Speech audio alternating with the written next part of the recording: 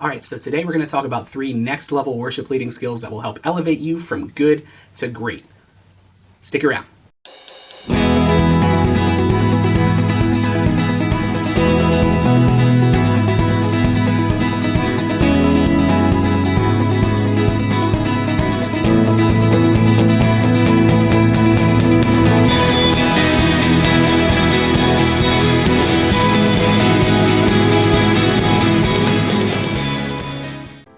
Hello and welcome to the channel. My name is Jordan and I am so glad you're here. For those of you that are joining us here for the first time, what I typically do on this channel is I share worship music, I talk about gear, and I also talk about ways for you to improve your skills and your effectiveness as a worship leader and worship musician. If that sounds like something that interests you, definitely hit that like button for the YouTube algorithm and also hit the subscribe button so that you don't miss the next video. It really helps me out to let me know that you enjoy the content that I'm putting out, and it also helps me out as a channel. All right, so first on our list is to memorize your parts. The old music stand or no music stand debate.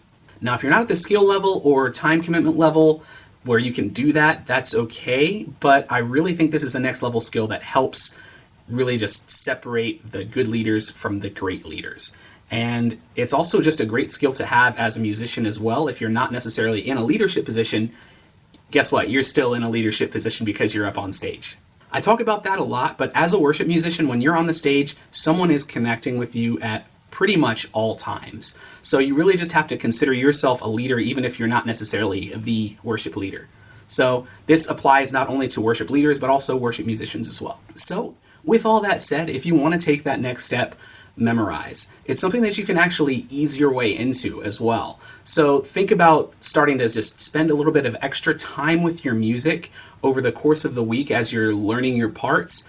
And maybe for the first couple of weeks or the first couple of rehearsals, keep that stand with you.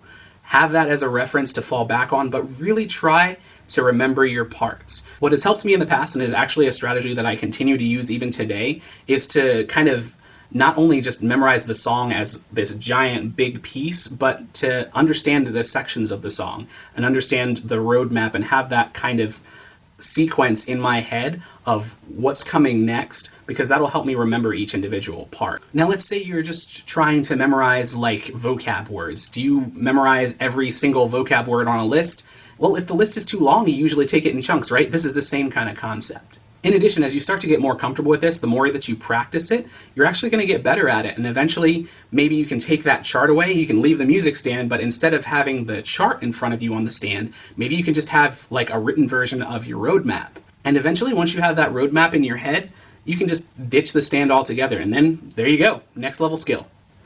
All right, so why do I think that's so valuable? Because it really does 2 things for you. The first thing is that it helps prevent there being a barrier between you and your congregation, or you and the camera lens. If you guys are still doing the live streams, definitely keep doing that. If that is helping you keep your congregation safe, that's awesome.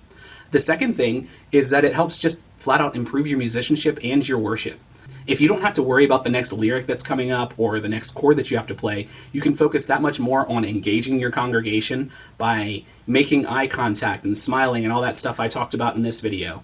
And more importantly, you can meditate in your heart on the things that you're singing about, and that will help make your worship that much more authentic. All right, so next on our list is to build into your team. There are a couple of ways you could go about building into your team. First of all, during rehearsal time, you could set aside a bit of that time, not necessarily just for rehearsal, but also for community. So you could spend time reading a devotional together. You could come prepared with a verse or a passage to discuss, or something that's going on in current events, and kind of tie that into scripture. It sparks conversation and dialogue, and it helps make the church community feel like they're part of not only just a church community, but also a real community, because that's what this is all about. We're about doing life together. This also helps you learn about your team. It helps your team to learn about you, and more importantly, to learn about Jesus. You can grow together and invest in one another and invest in those relationships.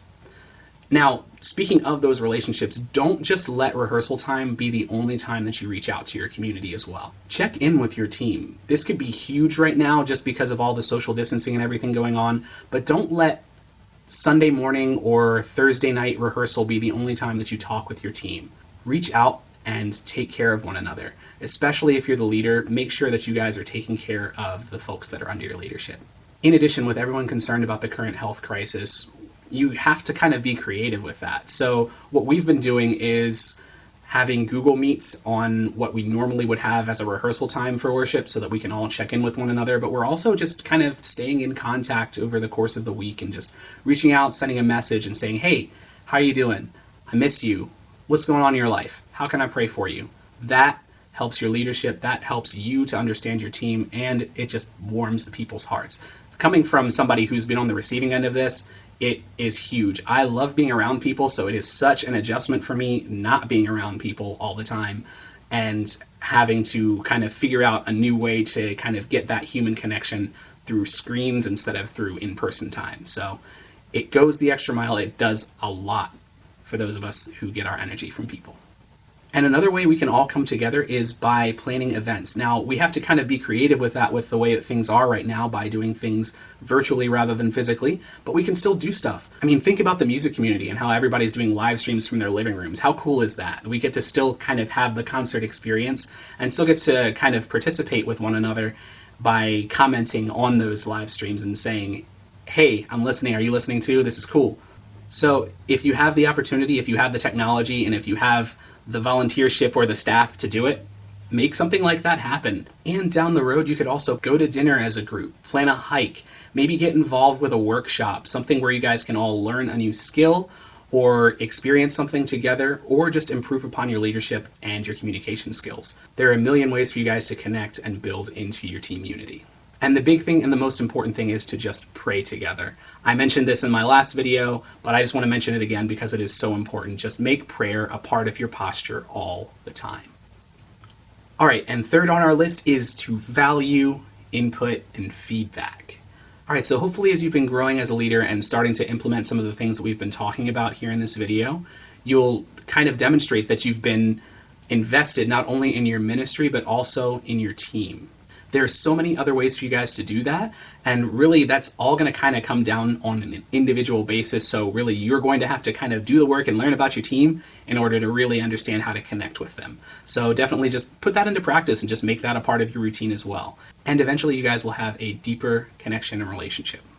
As you do this, ask for input and feedback from your team on how things are going with the ministry, or for suggestions maybe in parts of the song where they could get creative with what they're doing, or maybe even just something simple like asking what they need to be more successful in what they're doing.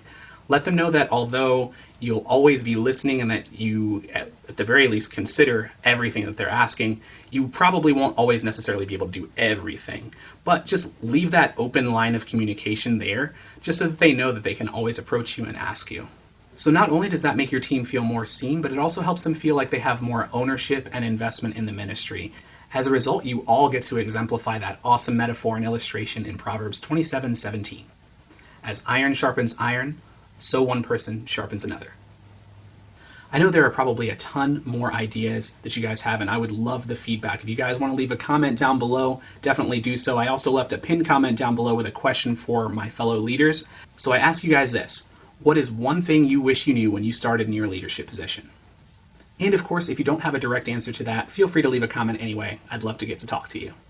And as always, I just want to say thank you for being who you are. Thank you for letting me be who I am. And thank you for being a part of this journey with me. It has been such a blessing, such a tremendous blessing, and I am so glad that I get to be a part of it with you. Have a wonderful week. Stay well, stay safe, and I will see you in the next video.